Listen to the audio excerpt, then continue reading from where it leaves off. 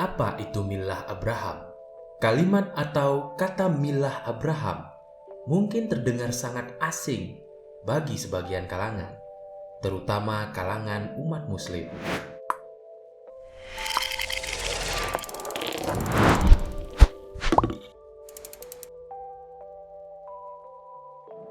Beda halnya dengan millah Ibrahim yang banyak ditemukan dalam ayat Al-Quran. Sejatinya, Abraham, Ibrahim, dan Bram adalah satu sosok yang sama. Hanya berbeda dalam pengucapan dikarenakan berbeda bahasa.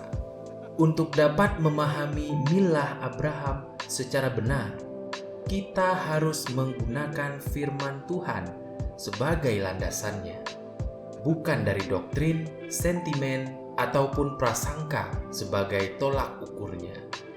Millah Abraham adalah ajaran langit atau sistem kehidupan fitrah bagi manusia. Ajaran millah Abraham bisa disebut juga dengan din atau hukum yang benar. Millah Abraham mengajarkan tentang monoteisme sejati, yaitu sistem ketunduk patuhan hanya kepada Allah atau Sang Pencipta saja, bukan kepada yang lain.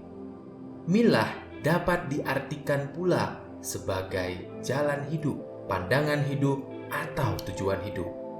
Pertanyaannya, kenapa kata millah disandarkan kepada Nabi Abraham? Ini hal yang sangat menarik dan krusial untuk kita cari jawabannya.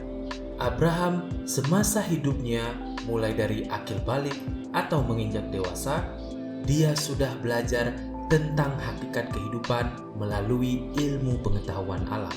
Sehingga Nabi Abraham tidak pernah tersentuh kehidupan musyrik atau mempersekutukan ajaran Sang Pencipta. Sehingga Abraham mendapatkan predikat kesayangan Allah, kekasih Allah, dan contoh hidup yang benar. Keturunannya akan selalu diberkati tatkala hidup sesuai dengan millah Abraham.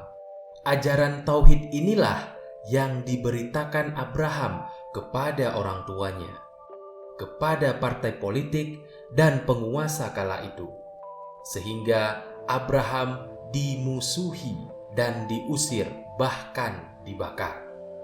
Abraham tetap gigih walaupun harus hidup berpindah-pindah demi mempertahankan ajaran atau akidah tauhidnya.